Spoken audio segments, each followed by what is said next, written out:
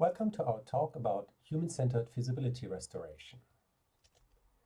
What are we talking about when we say human-centered feasibility restoration? The context is to solve a combinatorial problem. This is often done by developing a model that describes the problem and feeding the model with input data that gives values to some variables and can also determine which constraints are on and off, or how the objective is formed. The combination of data model creates an instance of the problem to be solved. When running an instance, users expect a solution, but they can also get a failure when the instance is feasible. So what we are talking about is dealing with infeasibility that is not caused by the modelers while developing the model, but by end users when adding the data. Unfortunately, end users are usually not familiar with the actual model, and yet when there is a failure, they must understand what data caused the failure and how to change the data to restore feasibility. This requires more than just saying no. What we are talking about is a generic support system for end users to help them recover from failure and restore feasibility. We see such a generic support system as having four main steps. First, the end user creates the input data through some interface and combines the data with a pre-created model. If the resulting instance is feasible, the user gets a solution and can move on. But if the instance is infeasible, the system should be able to find the conflicts in the instance and report them back in a way that helps end users understand what the conflicts are and which ones to resolve. End users should then be able to get information about how to adjust the data to create a feasible instance and get a solution. Before I go on describing how we developed such a system, I will talk briefly about what others have done in this area. There have been two main approaches to tackle infeasibility. One is what we call enumeration. Consider a problem with an unsatisfiable set of constraints. The aim of enumeration is to find a very particular constraint set. A minimal unsatisfiable set, or MAS, also called irreducible inconsistent set, or IIS, by the MIP community, is a subset of the given constraints that is unsatisfiable and minimal. That is, as soon as we remove any constraint from the MAS, it becomes satisfiable. For multiple masses, the aim for users is to change the input data to ensure all masses are satisfiable. This can be seen as restoring one constraint per mass. Enumeration methods can instead find a minimal correction subset, MCS, which is also a subset of the constraints, but one that, if removed, makes the remaining constraints satisfiable. An MCS is also minimal, that is, as soon as we add back any constraints from the MCS to the main set of constraints, it becomes unsatisfiable. So the aim for users is to restore all constraints in one MCS. Intuitively, the infeasible instance is the unsatisfiable set of constraints, which can have one or more masses, and the users needs to first pick one constraint per mass, which gives an MCS, and second, modify the data to make the selected constraint satisfiable. And dependent on the method, users can enumerate one mass or MCS, many, all, or even those preferred by the user. There are many tools that implement these methods. In this work, we will use findmass for masses and Gorobi for IISs. While enumeration approaches are a great first step, they also have many issues, including the number of masses or constraints within an MCS can be very large and easily overwhelm users. The time needed to enumerate masses or compute an MCS can be very long. The level of which end users work on the real-world application, usually via a user interface, is far from the model level and even further from the solver level, which is the one dealing with the constraints, and enumeration methods do not provide much guidance regarding how to modify the data to restore satisfiability. The second approach, which we call soft generation, consists of reformulating the model by relaxing the constraints in such a way they do not fail. This has been done for linear constraints by introducing slack variables, which must be greater or equal 0, which of course works for anything that only has linear constraints, like a global constraint on flow networks, which is relaxed by adding extra or slack arcs. The objective, if any, is substituted by one focused on the slacks, like minimizing the number of slacks that are positive, which would give a minimum cardinality MCS, or one that minimizes the sum of the slacks, which would try to restore satisfiability by performing the smallest amount of total changes, or one that minimizes the maximum slack value, which would try to reduce the maximum change necessary. The point is to get a solution for the reformulated model where the value of the slack variables guides end users in restoring feasibility. The constraints whose slacks are not 0 are the ones which are broken. There are less automated tools for soft generation because they are mainly for linear and mixed integer programming, and thus it is common to do it manually as part of the modeling. Importantly, while soft generation methods are usually much faster than enumeration ones, they also have issues.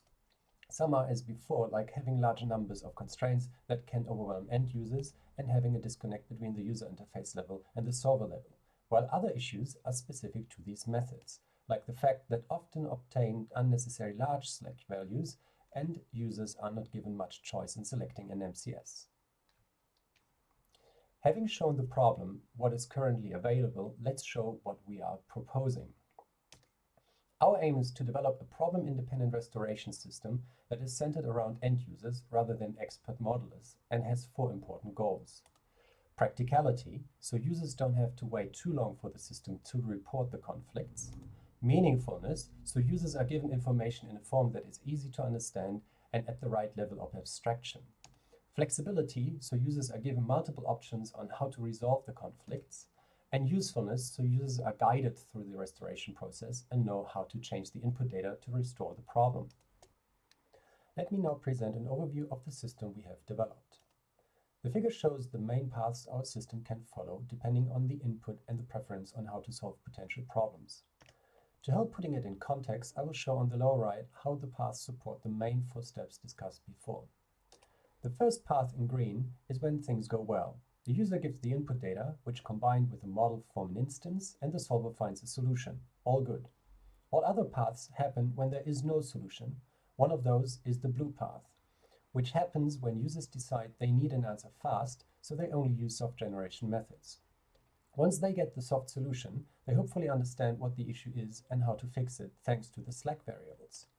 Another path is the red one, which only uses enumeration methods to get one, many, or all masses. Once they get the masses, they hopefully understand what the issue is. In both the blue and the red case, they can take their chances at modifying the data if they think they know how to fix things. In the red path, they can spend some more time following the orange path, where users select one constraint per mass to create an MCS and ask the system to provide a soft solution for it. Once they get that solution, they do know how to modify the data. A combination of blue and red is also possible, shown in purple, where the soft solution is given to the mass generator to try to speed things up. In our method, the soft generator relaxes the foreground constraints by adding slack variables, which is a well-known technique for linear constraints. Additionally, we provide a method to relax logical disjunctions of inequalities by adding slacks to the underlying inequalities. See the paper for details. We also propose 2 ways of minimizing the violation. The first one minimizes the number of violations, followed by the total violation. This lexmin objective function gives a soft generator counter, or SGC, which produces a minimum cardinality MCS. Alternatively, we can minimize the maximal violation, followed again by the total violation. This gives us a soft generator upper bound, or SGU, which produces a subset of the union of all masses. But how does this all fit into our 4 goals? Well, let's start with practicality and flexibility. They go hand in hand, and it is here where end users can find a balance between them, depending on how much time they have and on whether they want choice or not. For flexibility, end users can choose between different methods or even combine them to find conflicts. And within these methods, they can also choose to get a single MCS, a single mass, or multiple masses, with the latter allowing users to select their preferred MCS. Each of these choices can influence practicality and flexibility as it affects speed and the number and kind of constraint sets shown to the user. To be useful, the system allows users to select constraints which may form an MCS, so that the system relaxes them via slack variables. The system then runs another round of soft generation to find the actual error values of the constraints in the accepted MCS. These values can then be used by the user to correct the input data and create a feasible instance. But to select constraints, users need to understand them. How do we make constraints meaningful to users? By annotating the model. That is, during development, the user and the modeling expert must decide which constraints can be violated by the input data, and those constraints must be annotated with meaningful names. The system uses the annotations not only to relax these constraints or put them in the foreground, but to generate user-understandable text. We could use this to just output a list of conflicts, but that is not very meaningful. Instead, we develop different user-centered visual and interactive visualizations for reporting and working with conflicts. These visualizations evolved historically with our learnings and our need to understand problem conflicts. They also reflect the existence of users with different levels of expertise. Visualization 1 is a simple representation of all masses and their conflicting constraints, showing each mass as a list. The content is a beautified version of the annotated constraints, and the user can select constraints from each mass to create an MCS. Directly derived from the list view is visualization 2, which we call the mass graph. It shows conflicts in a structured view with conflicting constraints in the first column, masses in the center column, and involved elements from the data in the right column. Conflict types are shown as a legend on the right, each with a color code, where the types come from the specific annotations used during the modeling phase. The conflicting constraints on the left have the color of their conflict type. Constraints are grouped together if they appear in the same masses. Links indicate the masses where all the constraints in a group appear.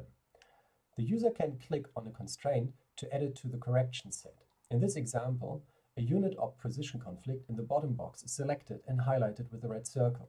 This, in turn, highlights in the red circle all masses where this constraint appears, marking them as solved, and highlights in a green rectangle all other groups with constraints in the solved masses, indicating that none of the constraints in those groups need to be selected anymore.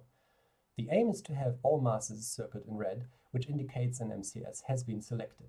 In this example, only one constraint from the second box must be selected to create an MCS, which in turn will solve all 6 masses. This generic visualization helps to understand constraints in the context of their masses, while also giving the user the choice of selecting user-preferred constraints in the visual cues to form an MCS. Some problem classes are based on networks, such as facility layout problems, geospatial problems, etc. To help putting conflicts in context, we created a visualization that would show the network of elements overlaid and color-coded with the conflicting constraints between the elements that are part of the conflict. In this example, we show a network formed by the equipment of a facility, shown as nodes, which are connected via pipes, shown as edges. The highlighted area shows a conflict between the minimum required distance between 2 equipment, shown as a dark blue edge, and the available space for the group, shown as red rectangle around the nodes. All 3 visualizations give users the necessary tools to put the meaningful annotations into user-friendly context and help them restore the instance. In summary, we have created a generic system that, if the instance formed by the input data is feasible, will show the result of the optimization. If the input data leads to infeasibility, the system creates visual reports to guide users through the process of understanding conflicts and possibly finding an MCS to recover from failure. The system can also report the necessary changes that users need to make to repair the instance and get a solution. We added practicality and flexibility to the process by allowing users to choose the restoration method or combination of methods based on how much time they have and whether they have the constraints preferences. We added meaningfulness by providing user-readable data, which is transformed into conflict visualizations that help users understand and solve the problem.